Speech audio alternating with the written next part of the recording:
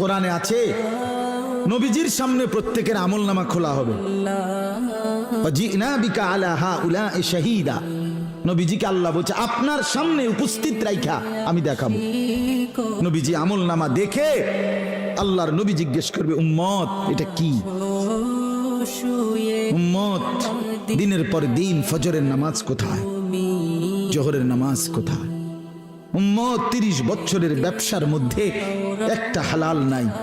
সুদের এত টাকা দরকার, ঘুষের এত টাকা দরকার। উম্মত যৌবনের পুরাটা সময় মোবাইল দেখে, ছবি দেখে, নাচ গান দেখে, উলঙ্গ দৃশ্য দেখে নষ্ট করে ফেলেছো।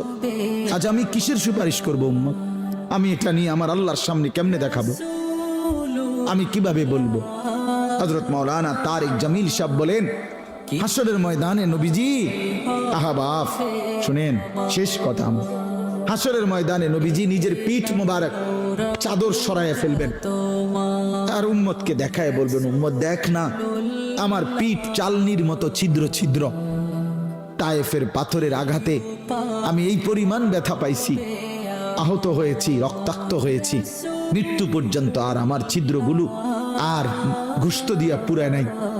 আমি এই ছিদ্র নিয়েই কবরে আসছি।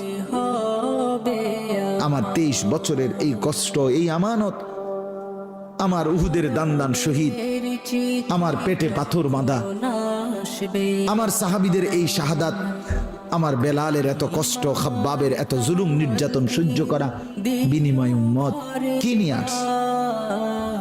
কি নিয়ে আসছে?